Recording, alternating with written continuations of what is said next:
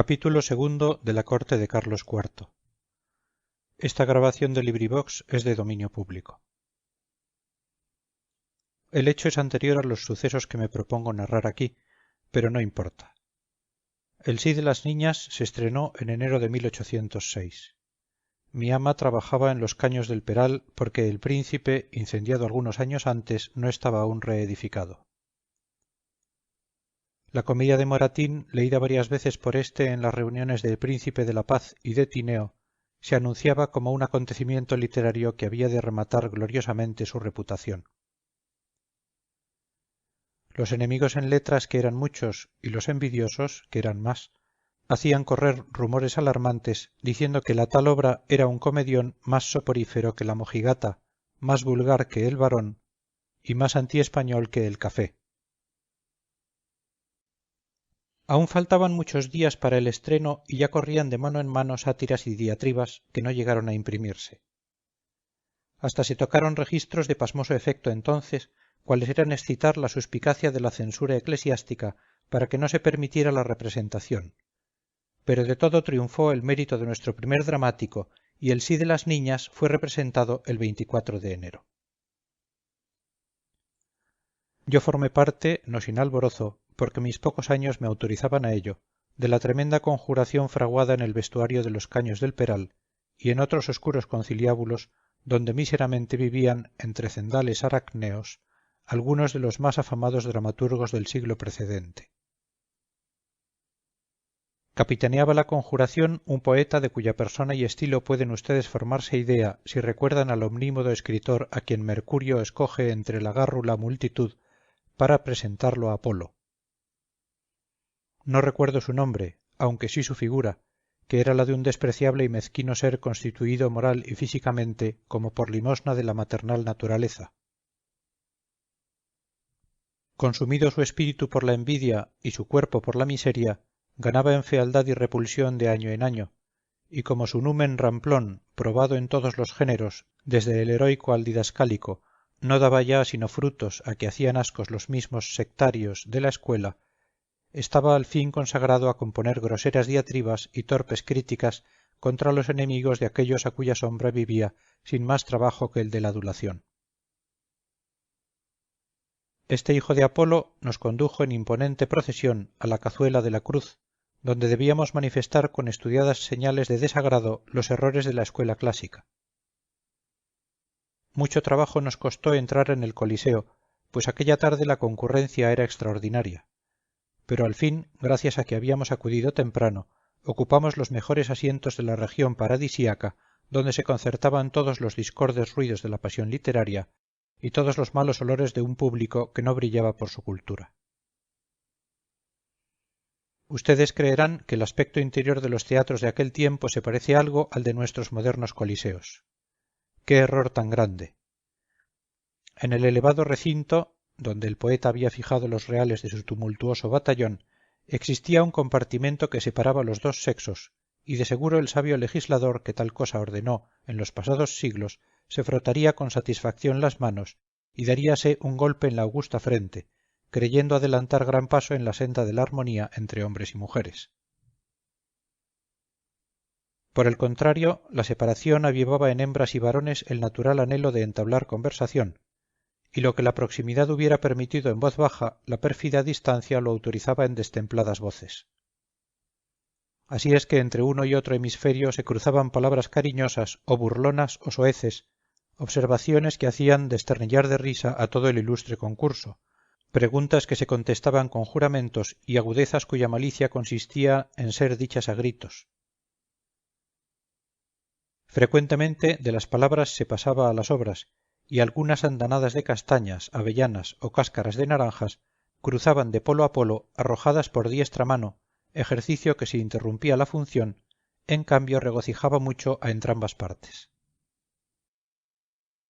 Sin embargo, bueno es advertir que este mismo público a quien afeaban tan groseras exterioridades solía dar muestras de gran instinto artístico, llorando con Rita Luna en el drama de Kotzebue, Misantropía y Arrepentimiento, o participando del sublime horror expresado por Isidoro en la tragedia Orestes.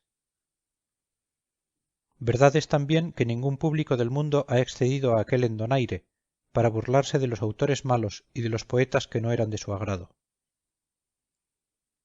Igualmente dispuesto a la risa que al sentimiento, obedecía como un débil niño a las sugestiones de la escena. Si alguien no pudo jamás tenerle propicio, culpa suya fue. Mirando el teatro desde arriba, parecía el más triste recinto que puede suponerse. Las macilentas luces de aceite que encendía un mozo saltando de banco en banco apenas le iluminaban a medias, y tan débilmente que ni con anteojos se descubrían bien las descoloridas figuras del ahumado techo, donde hacía cabriolas un señor Apolo con lira y borceguíes encarnados.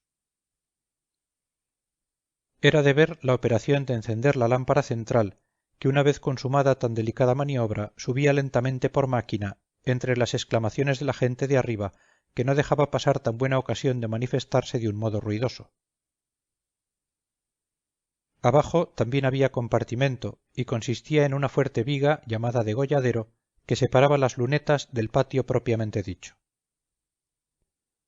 Los palcos o aposentos eran unos cuchitriles estrechos y oscuros donde se acomodaban como podían las personas de pro, y como era costumbre que las damas colgasen en los antepechos sus chales y abrigos, el conjunto de las galerías tenía un aspecto tal que parecía decoración hecha ex profeso para representar las calles de postas o de mesón de paños.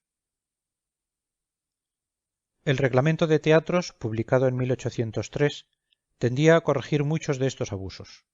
Pero como nadie se cuidaba de hacerlo cumplir, sólo la costumbre y el progreso de la cultura reformó hábitos tan feos.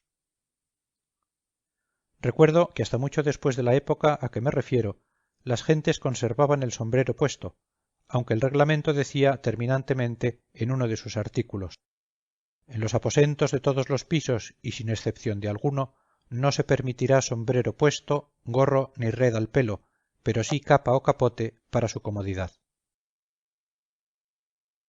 Mientras aguardábamos a que se alzase el telón, el poeta me hacía minucioso relato del infinito número de obras que había compuesto entre dramáticas, cómicas, elegíacas, epigramáticas, venatorias, bucólicas y del género sentimental y mixto.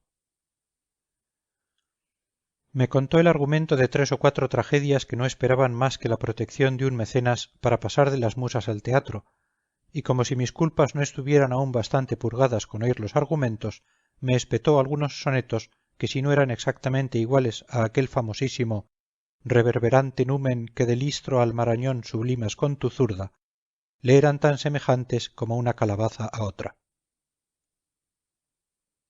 Cuando la representación iba a empezar, el poeta dirigió su mirada de gerifalte a los abismos del patio para ver si habían puntualmente acudido otros no menos importantes caudillos de la manifestación fraguada contra el sí de las niñas. Todos estaban en sus puestos con puntual celo por la causa nacional. No faltaba ninguno. Allí estaba el vidriero de la calle de la Sartén, uno de los más ilustres capitanes de la mosquetería. Allí el vendedor de libros de la costanilla de Los Ángeles, hombre perito en las letras humanas. Allí Cuarta y Media, cuyo fuerte pulmón hizo acallar él solo a todos los admiradores de la mojigata. Allí el ojalatero de las Tres Cruces, esforzado adalid que traía bajo la ancha capa algún reluciente y ruidoso caldero para sorprender al auditorio con sinfonías no anunciadas en el programa. Allí el incomparable Roque Pamplinas, barbero, veterinario y sangrador, que con los dedos en la boca desafiaba a todos los flautistas de Grecia y Roma. Allí, en fin, lo más granado y florido que jamás midió sus armas en palenques literarios. Mi poeta quedó satisfecho después de pasar revista a su ejército, y luego dirigimos todos nuestra atención al escenario, porque la comedia había empezado. ¡Qué principio!, dijo oyendo el primer diálogo entre don Diego y Simón. Bonito modo de empezar una comedia. La escena es una posada. ¿Qué puede pasar de interés en una posada? En todas mis comedias, que son muchas, aunque ninguna se ha representado, se abre la acción con un jardín corintiano, fuentes monumentales a derecha e izquierda, templo de Juno en el fondo, o con gran plaza, donde están formados 3 regimientos. En el fondo la ciudad de Varsovia, a la cual se va por un puente, etc. Y oiga usted las simplezas que dice ese vejete. que se va a casar con una niña que han educado las monjas de Guadalajara. ¿Esto tiene algo de particular? ¿No es acaso lo mismo que estamos viendo todos los días? Con estas observaciones el endiablado poeta no me dejaba oír la función, y yo, aunque a todas sus censuras contestaba con monosílabos de la más humilde aquiescencia, hubiera deseado que callara con 1000 demonios. Pero era preciso oírle, y cuando aparecieron doña Irene y doña Paquita, mi amigo y jefe no pudo contener su enfado, viendo que atraían la atención dos personas, de las cuales una era exactamente igual a su patrona, y la otra no era ninguna princesa ni senescala, ni canonesa, ni landgraviana, ni archidapífera de país ruso o mongol. ¡Qué asuntos tan comunes! ¡Qué bajeza de ideas! Exclamaba de modo que le pudieran oír todos los circunstantes. ¿Y para esto se escriben comedias? ¿Pero no oye usted que esa señora está diciendo las mismas necedades que diría doña Mariquita o doña Gumersinda o la tía Candungas? Que si tuvo un pariente obispo, que si las monjas educaron a la niña sin artificios ni embelecos, que la muy piojosa se casó a los 19 con don Epitafio, que parió 22 hijos, así reventar a la maldita vieja. Pero oigamos, dije yo sin poder aguantar las importunidades del caudillo, y luego nos burlaremos de Moratín. Es que no puedo sufrir tales despropósitos, continuó. No se viene al teatro para ver lo que a todas horas se ve en las calles y en casa de cada quisque.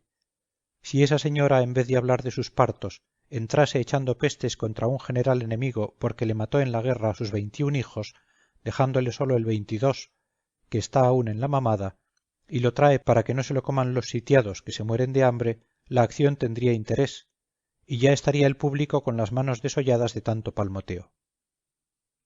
Amigo Gabriel, es preciso protestar con fuerza. Golpeemos el suelo con los pies y los bastones, demostrando nuestro cansancio e impaciencia.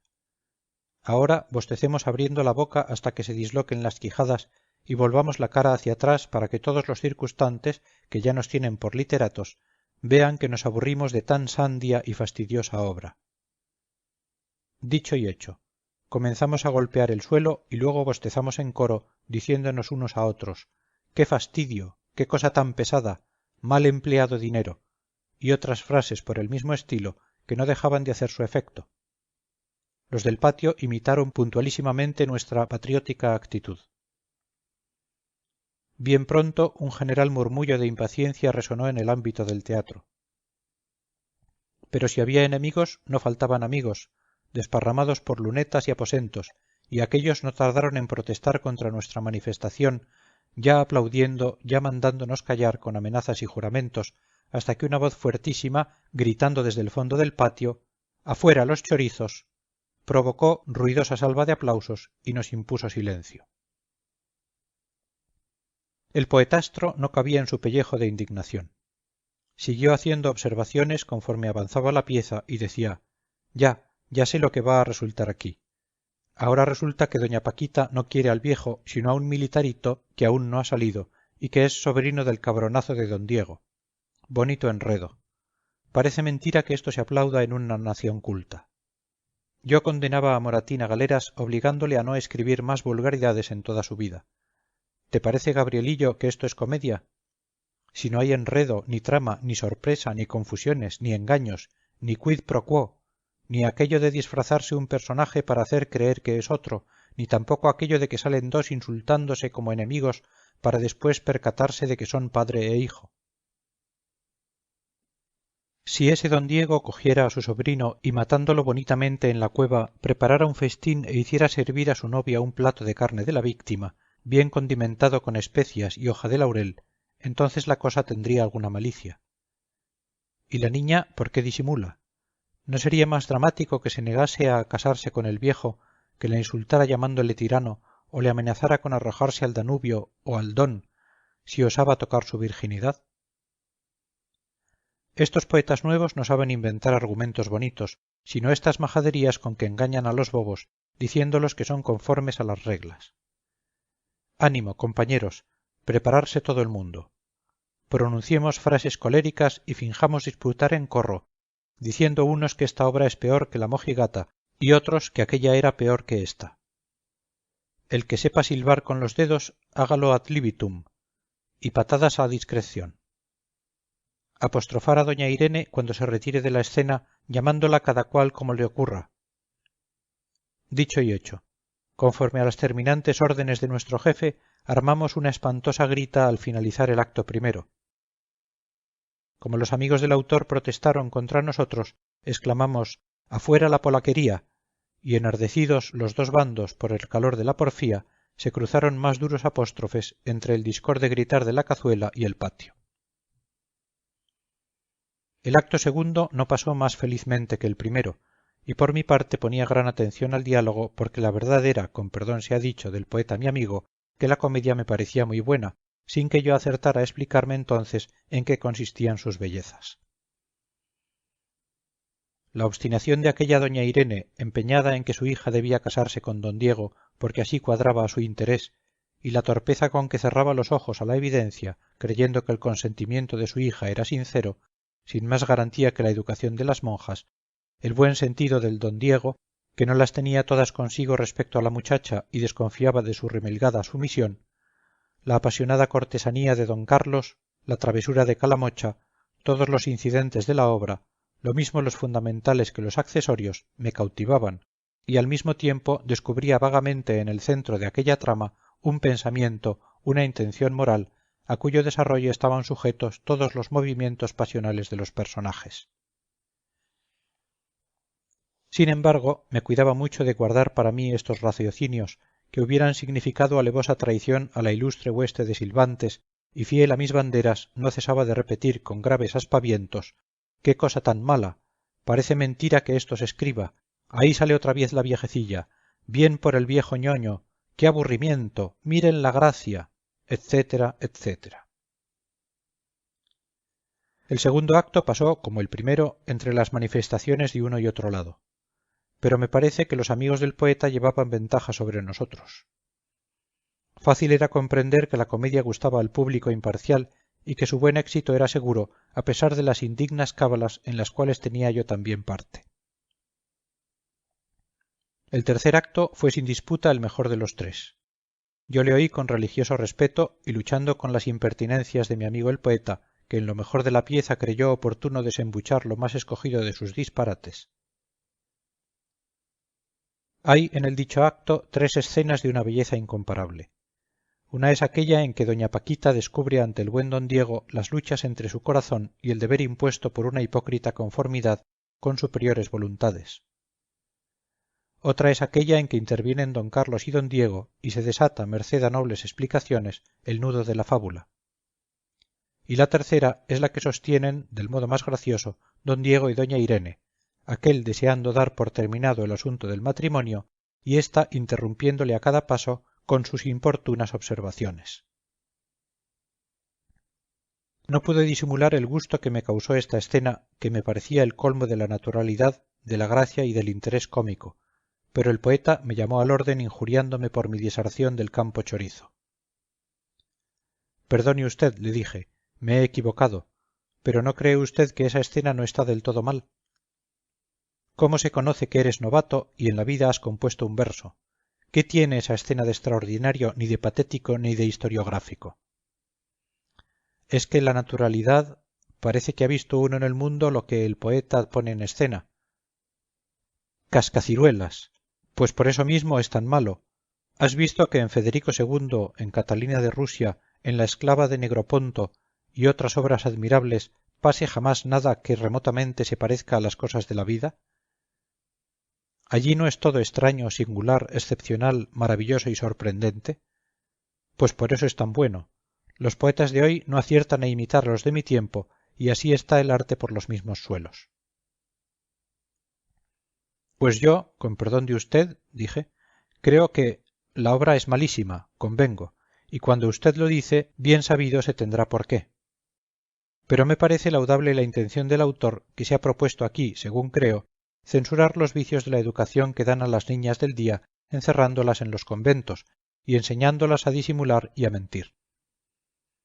Ya lo ha dicho don Diego, las juzgan honestas cuando les han enseñado el arte de callar, sofocando sus inclinaciones, y las madres se quedan muy contentas cuando las pobrecillas se prestan a pronunciar un sí perjuro que después las hace desgraciadas. ¿Y quién le mete al autor en esas filosofías?, dijo el pedante. ¿Qué tiene que ver la moral con el teatro? En El mágico de Astracán, en A España dieron blasón las Asturias y León, y Triunfos de Don Pelayo, comedias que admira el mundo, ¿has visto acaso algún pasaje en que se hable del modo de educar a las niñas? Yo he oído o leído en alguna parte que el teatro sirve de entretenimiento y de enseñanza. Patarata. Además, el señor Moratín se va a encontrar con la horma de su zapato por meterse a criticar la educación que dan las señoras monjas. Ya tendrá que habérselas con los reverendos obispos y la Santa Inquisición, ante cuyo tribunal se ha pensado delatar el sí y se delatará, sí señor. Vea usted el final, dije atendiendo a la escena en que don Diego casa a los dos amantes, bendiciéndoles con cariño de un padre. Qué desenlace tan desabrido. Al menos lerdo se le ocurre que don Diego debe casarse con doña Irene. Hombre, don Diego con doña Irene, si él es una persona discreta y seria, ¿cómo va a casarse con esa vieja fastidiosa? ¿Qué entiendes tú de eso, chiquillo?, exclamó amostazado el pedante. Digo que lo natural es que don Diego se case con doña Irene, don Carlos con Paquita y Rita con Simón. Así quedaría regular el fin y mucho mejor si resultara que la niña era hija natural de don Diego y don Carlos hijo espurio de doña Irene, que le tuvo de algún rey disfrazado, comandante del Cáucaso o bailío condenado a muerte. De este modo tendría mucho interés el final, mayormente si uno salía diciendo «Padre mío» y otro «Madre mía», con lo cual, después de abrazarse, se casaban para dar al mundo numerosa y masculina sucesión. Vamos, que ya se acaba, parece que el público está satisfecho, dije yo. Pues apretar ahora, muchachos. Manos a la boca, la comedia es pésima, inaguantable. La consigna fue prontamente obedecida. Yo mismo, obligado por la disciplina, me introduje los dedos en la boca y sombra de Moratín, perdón 1000 veces, no lo quiero decir, que comprenda el lector mi ignominia y me juzgue. Pero nuestra mala estrella quiso que la mayor parte del público estuviese bien dispuesta en favor de la comedia. Los silbidos provocaron una tempestad de aplausos no solo entre la gente de los aposentos y lunetas, sino entre los de la cazuela y tertulia. El justiciero pueblo que nos rodeaba y que en su buen instinto artístico comprendía el mérito de la obra, protestó contra nuestra indigna cruzada, y algunos de los más ardientes de la falange se vieron aporreados de improviso. Lo que tengo más presente es la mala aventura que ocurrió al alumno de Apolo en aquella breve batalla por él provocada. Usaba un sombrero tripico de dimensiones harto mayores que las proporcionadas a su cabeza, y en el momento en que se volvía para contestar a las injurias de cierto individuo, una mano vigorosa, cayendo a plomo sobre aquella prenda hiperbólica, se la hundió hasta que las puntas descansaron sobre los hombros. En esta actitud estuvo el infeliz manoteando un rato, incapaz para sacar a luz su cabeza del tenebroso recinto en que había quedado sepultada. Por fin, los amigos le sacamos con gran esfuerzo el sombrero, y él, echando espumarajos por la boca, juró tomar venganza tan sangrienta como pronta, pero no pasó de aquí su furor, porque todos los circunstantes se reían de él y a ninguno se dirigió para vengarse. Le sacamos a la calle, donde se serenó algún tanto, y nos separamos, prometiendo juntarnos otra vez al día siguiente en el mismo sitio. Tal fue el estreno de El sí de las niñas. Aunque la primera tarde fuimos derrotados, aún había esperanzas de hundir la obra en la segunda o tercera representación. Se sabía que el ministro Caballero la desaprobaba, jurando castigar a su autor, y esto daba esperanza al partido de los silbantes, que ya veían a Moratín, en poder del Santo Oficio, con coroza de sapos, San Benito y soga al cuello. Pero la segunda tarde vinieron de un golpe a tierra las ilusiones de los más ardientes antimoratinistas, porque la presencia del Príncipe de la Paz impuso silencio a las chicharras y nadie osó formular demostraciones de desagrado. Desde entonces el autor de El sí, a quien se dijo que la conspiración había sido fraguada en el cuarto de mi ama, interrumpió la tibia amistad que con ésta le unía. La González pagó este desvío con un cordial aborrecimiento. Fin del capítulo 2.